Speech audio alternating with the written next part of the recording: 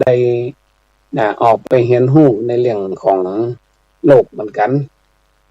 เรียนรู้เรื่องของโลกเนี่ยมันกว้างใหญ่ไพศาลบ่ควรที่เขาจะจมอยู่กับความคิดเดิม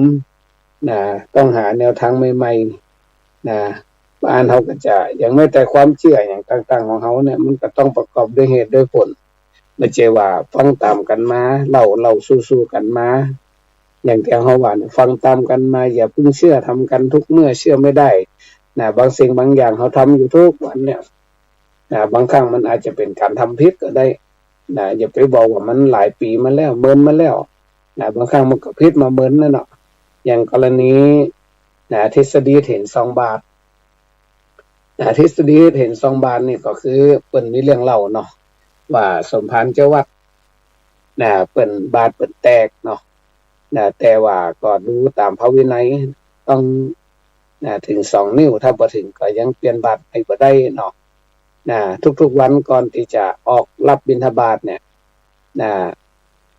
สมภารเพิ่นก็จะยกบาทขึ้นมาส่องแดดเพื่อให้หันว่ามันถึง2 นิ้วหรือยังเนาะจะได้เปลี่ยนบาทใหม่อันนี้คือ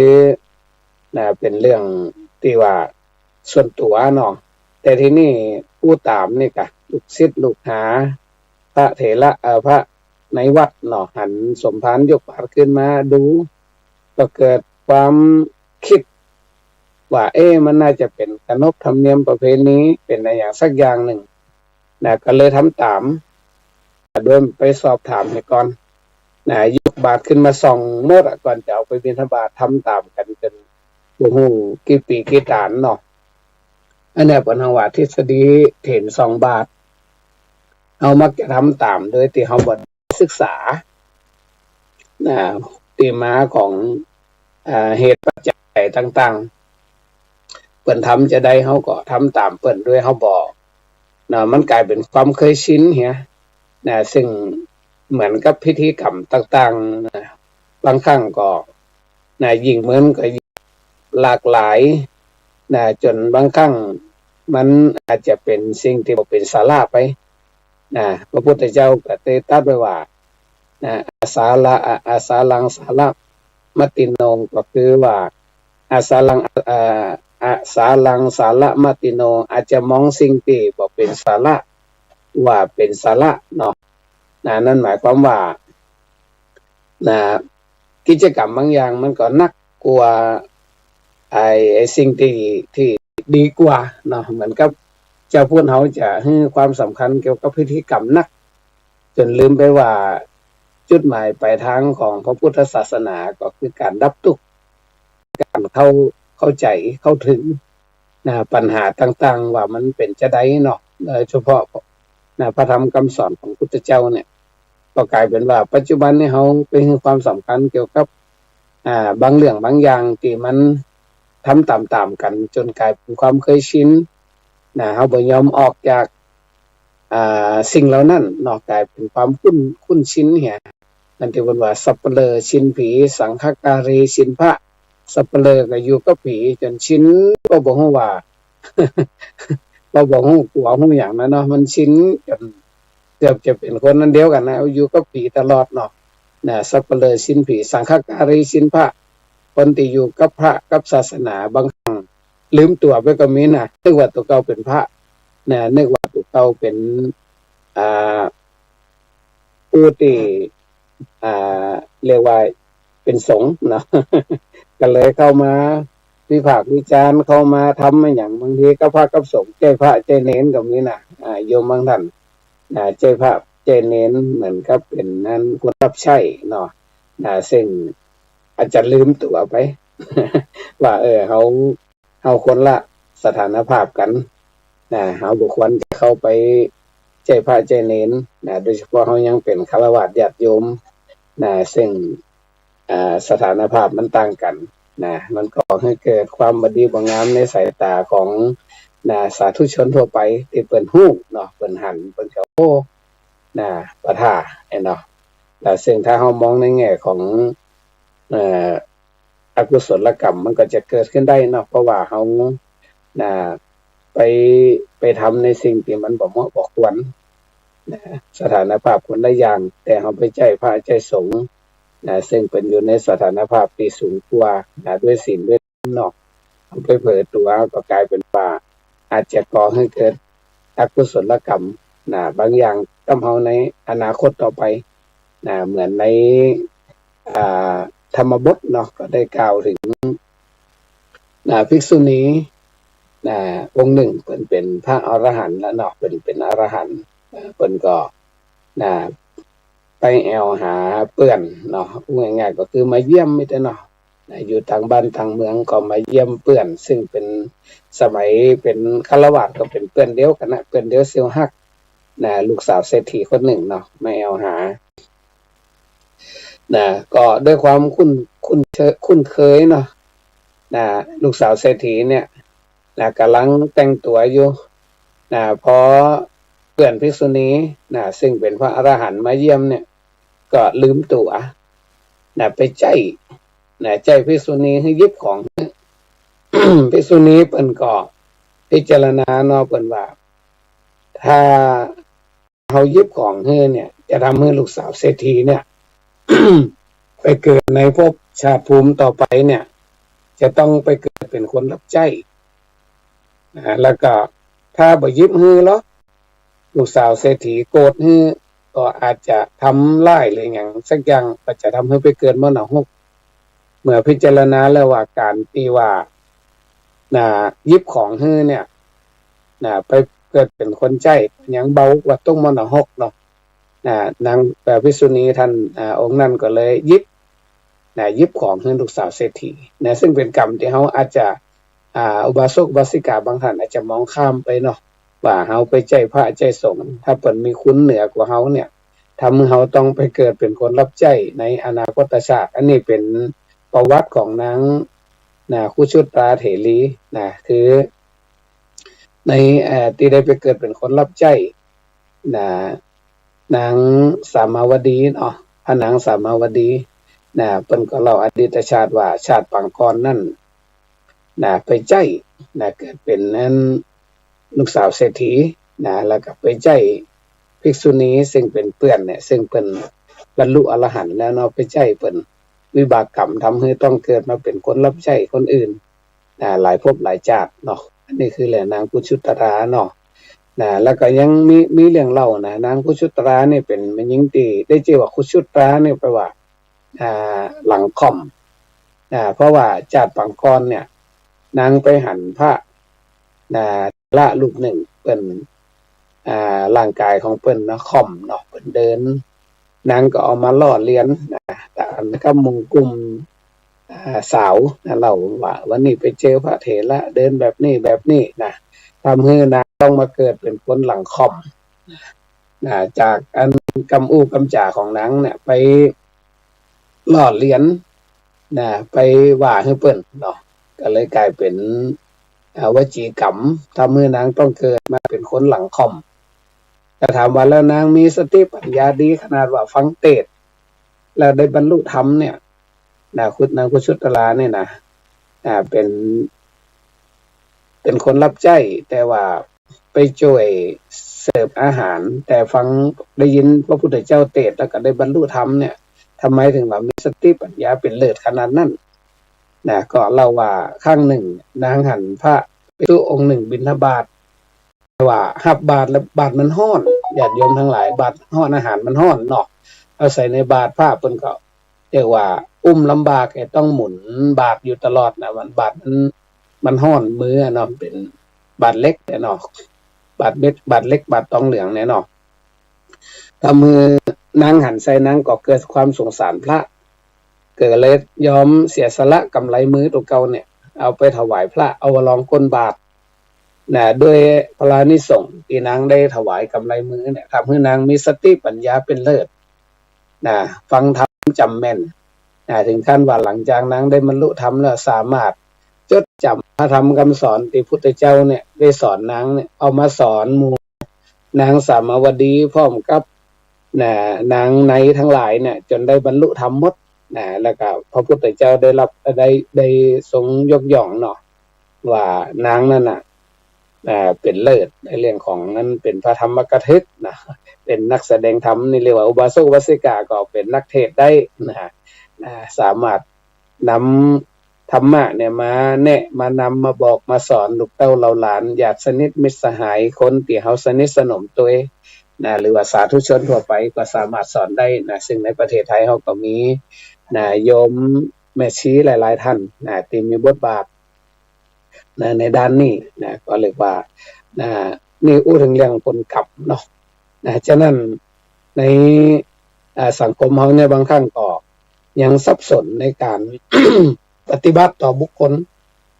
ซึ่งอย่างที่ว่านะยัง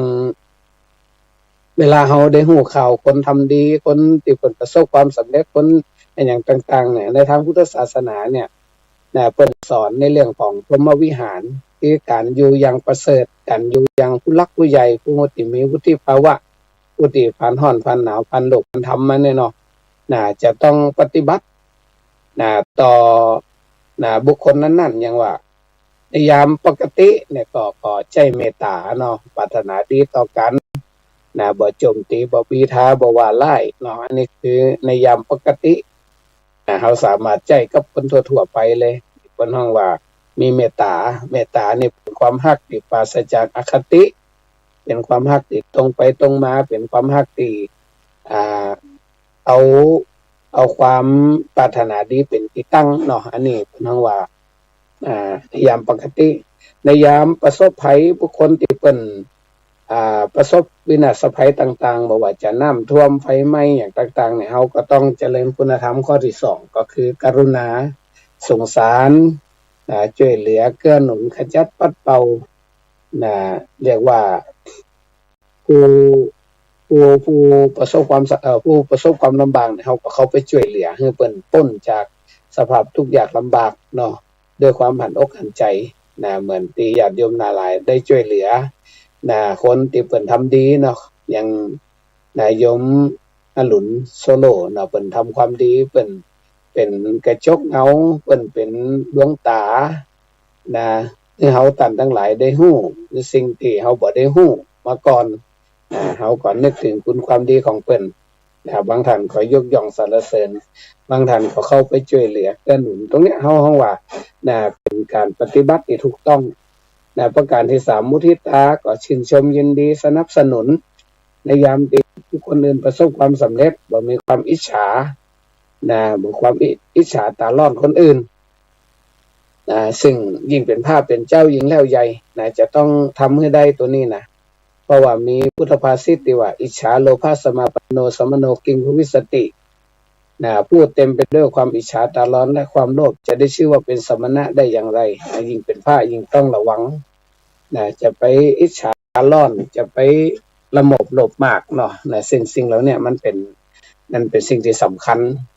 ฉะนั้นเมื่อเฮาเห็นได้ฮู้ข่าวว่าคนอื่นเพิ่นประสบความสำเร็จเฮาต้องมุทิตาการทางภาษาพาบนเฮาไปแสดงมุทิตาก็จะต้องแสดงออกด้วยความจริงใจไม่ใช่ว่าเสแสร้งแกล้งทำดีไม่ใช่ทำตามเปิ้นทำตามสังคมอย่างเดียวแต่เราต้องออกจากใจของเฮาว่าเฮามีมุทิตา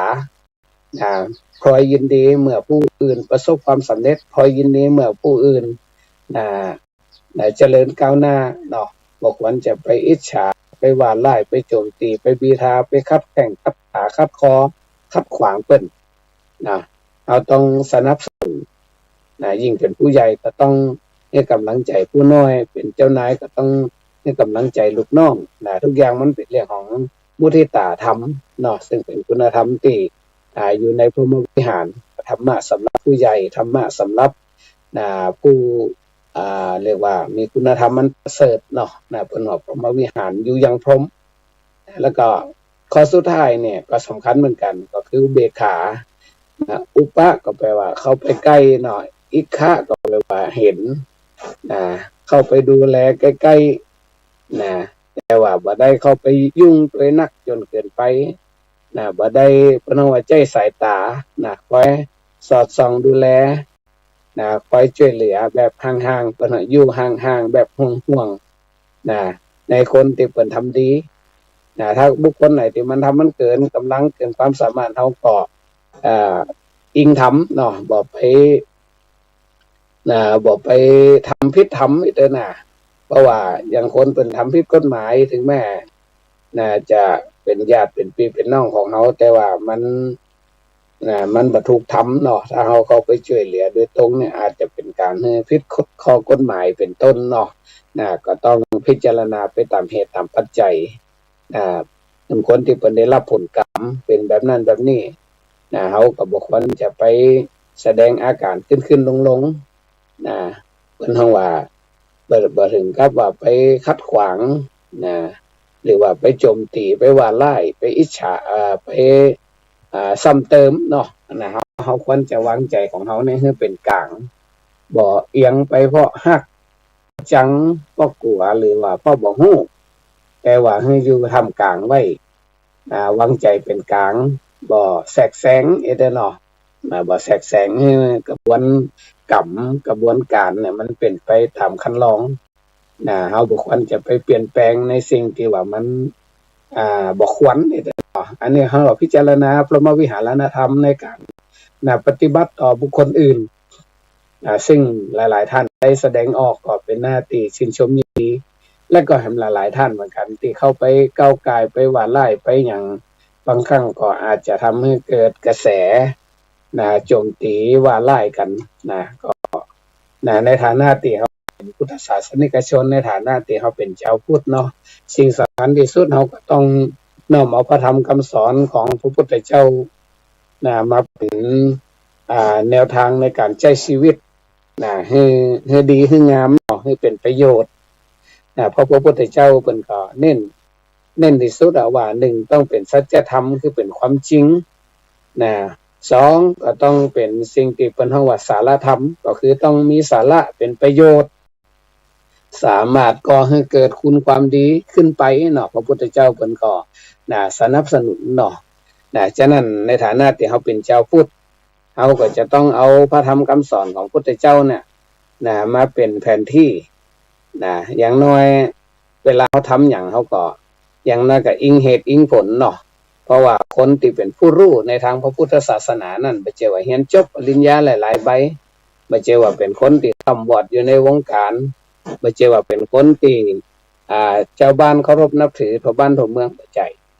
คนที่เป็นผู้รู้ในทางพระพุทธศาสนาเนี่ยเพิ่นเรียกว่าสัพพุริสธรรม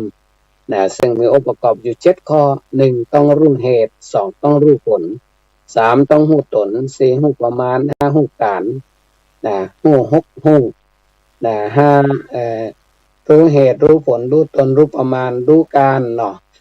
รู้บุคคลแล้วก็รู้ชุมชนรู้เหตุรู้ผลนี่ก็คือเป็นคนมีเหตุผลนั่นเนาะว่าทุกสิ่งทุกอย่างมันบ่ได้เกิดขึ้นด้วยความบังเอิญหรือเกิดขึ้นลอยๆล้วนแต่มีสาเหตุเนาะเรียกว่าเฮาจะต้องมีสติปัญญาพิจารณาเหตุการณ์ต่างๆที่เกิดขึ้นเพิ่นว่ารู้เหตุรู้ผลไม่ใช่ว่ามโนเอาคิดเอาตามความรู้สึกตัวเก่าบางครั้งมันอาจจะบ่ถูกเนาะต้องเป็นคนมีเหตุผล2รู้ตนเฮาต้องรู้ตัวเก่าประเมินการประมาณตนเฮาอยู่ในสถานภาพใด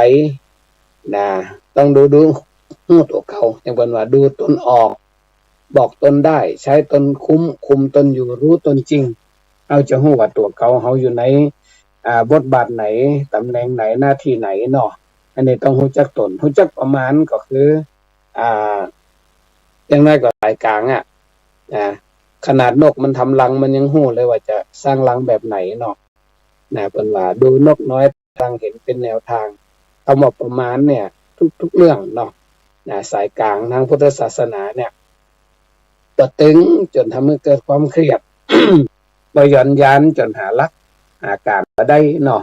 อันนี้เพิ่นว่ารู้จักประมาณรู้จักการก็คือเรื่องของเวลาเอาจะไปโศกในขณะที่คนอื่นสุขเอาจะไปทุกข์ในขณะที่คนอื่นบันเทิงมันก็บ่ได้เอาต้องดูกาลเทศะตัวเองบ่ควรจะไปทำให้มันเพิ่นว่าบ่ใช่เวลา หลายท่านถูกเหมือนกันนะแต่ว่ามันบ่ใช่เวลาเฮาก็ต้องดูด้วยว่าบางสิ่งบางอย่างมันต้องดูกาลเทศะเนาะเรียกว่ารู้จักบุคคลรู้จักการและรู้จักบุคคลก็คือแต่ละคนเนี่ยการเลี้ยงดูชีวิต ต่างๆเนี่ยมัน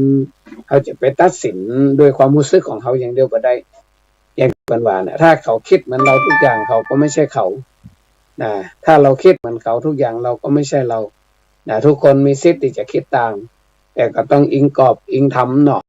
นะให้มันถูกต้องนะอันนี้เป็นห้องว่ารู้จักบุคคลนะรู้จักชุมชนนะประเพณีวัฒนธรรมต่างๆของแต่ละแห่งละที่เนี่ยมันบ่เหมือนกันฉะนั้นเขาก็ต้องดูว่าชุมชนนั้นเปิ้นคิดแบบใดเปิ้นทำแบบใดเขาบอกเขาไปก้าวกายเขาไปแสกแสงนักล้ำไปนะเขาจะไปใจมโนทัศน์ส่วนตัวไปตัดสินความคิดของคนอื่นหรือว่าการกระทำของกลุ่มบุคคลต่างๆซึ่งเป็นแตกต่างเรื่องของบริบทสิ่งแวดล้อมต่างๆอันนี้ก็ต้องพิจารณาด้วยเนาะอันนี้ก็ศรัทธาญาติโยมทุกท่านถ้าเขาอิงพุทธธรรมคำสอนของพุทธเจ้าแล้วโอกาสผิดพลาดมันก็น้อยเพราะว่าเป็นหลักธรรมคำสอนที่พุทธเจ้าเพิ่นใจสติปัญญาอันล้ำเลิศมาแนะมานำมาสั่งมาสอนเขาเนี่ยเขาปฏิบัติตามมันตึงผิดพลาดน้อยแต่ถ้าเป็นกระแสโลกเนี่ยบางครั้งมันก็ธรรมดาเนาะเจตนามันเป็นตัวชี้นำบางคนก็เจตนาบ่ดีอาจจะทำให้เขาหลงผิดทำผิดได้ฉะนั้นเขาต้องฟังหูไว้หูเป็นว่าจงฟังหูไว้หูอย่าวู่วามในคำสอนมาเก่าเปิ้นก็จะเอาธรรมะเนี่ยมาเป็นตัวเปิ้นเฮาว่าเอามาเป็นตัวหลักเนาะเปิ้นเฮาว่าเมื่อมีสิ่งดีจงรักษาไว้อย่าให้สูญหายมีความดีก็ต้องรักษามีปัญญาก็ต้องนำมาใช้มีวินัยก็ต้องปฏิบัตินั่นแหละเมื่อต้องสูญเสียสิ่งนั้นไปอย่าเศร้าโศกเสียใจเพราะว่าเมื่อสุดแขนเรียกว่าเมื่อสุดมือเนาะเมื่อสุดสอยก็ต้องปล่อยมือบางอย่างมันก็ต้องคือเป็นไปตามสภาพของเพิ่นเขาจะไปยืดไปอย่างไม่บ่ได้เนาะมันต้องสูญเสียสิ่งนั้นไปก็จะไปเศร้าโศกเสียใจเพราะว่าชีวิตมันมีความพัดพรากเป็นธรรมดาเนาะแล้วก็จงฟังหูไว้หูอย่าเชื่อง่ายบางสิ่งบางอย่างข้อมูลบางอย่างเขาต้องตรวจสอบให้ชัดเจนก่อนที่จะเชื่อก่อนที่จะลงมือทำบอกว่าจะไปเป็นคนหูเบาเจียงง่ายก็อาจจะเสียหูกลายเป็นเหยื่อของเขาก็ได้อันนี้ก็เป็นข้อคิดในช่วงนี้ก็เป็นเรื่องของการประเมินหมู่บ้าน5ที่พะเยาวันนี้ทางคณะกรรมการประเมิน5ก็จะไปลงที่วัดศรีดอนใจวัดบ้านดอนใจตำบลปงอำเภอปงจังหวัดพะเยาก็การออกประเมินก็เป็นการให้กำลังใจสนับสนุนชุมชนเอาศีล5มาเป็นมาตรฐานในการดำเนินชีวิตเพราะว่าศีล5นั่นถือว่าสำคัญเนาะเป็นมนุษยธรรมของมนุษย์ถ้าท่านใดมีรักษาศีล5ไว้ก็เรียกว่ามีขุมกำลังทรัพย์ไว้ในตัวเพราะว่าศีล5นั้นเป็นบรรทัดฐานของความเป็นคน1ต้องบ่ฆ่าบ่ทำลายกันก็มีเมตตากรุณา2ต้องบ่ลักบ่ขโมยบ่คอร์รัปชันเพราะว่ามีสมาชีพมีอาชีพที่สุจริตเนาะ3จะต้องบ่ผิดผัวผิดเมียผิดลูกคนอื่นเพราะมีกามสังวรคือระมัดระวังเรื่องของกามเนาะ4ก็คือมุสาวาทบ่อู้เท็จบ่โอ้อย่างให้มันขาดจากความเป็นจริงและสุดท้ายสุราเมรยะก็เป็นจากอบายมุขสิ่งเสพติดต่างๆเพราะมันเป็นเครื่องประโลมโลกอาจจะทำลายชีวิตครอบครัวเรียกว่าครัวเขตประเทศชาติได้ถ้าเราเอาศีล5มาเป็นมาตรฐานแล้วเราก็จะได้อานิสงส์สีเลนะสุขติงยันติทิศทางของเขาก็จะดีงามเนาะทิศทางชีวิตสีเลนะโภคสัมปทาเขาก็จะมั่งมีสีสุขสมบูรณ์พูนสุขเนาะสีเลนะนิพุติงยันติดับทุกข์ดับโศกดับโรคดับภัยก็ได้เพราะศีลตอนนี้เวลาหมดเวลาท้ายที่สุดนี้ก็ขออวยพรให้ทุกท่านจงประสบแต่ความสุขความเจริญในหน้าที่การงานการเงินการดำเนินชีวิตมุ่งมา่ปรารถนาสิ่งหนึ่งประการใดก็ขอให้สมมโนมัยไฟอังทุกอย่างทุกประการในทุกสถานในการทุกเมื่อเทิน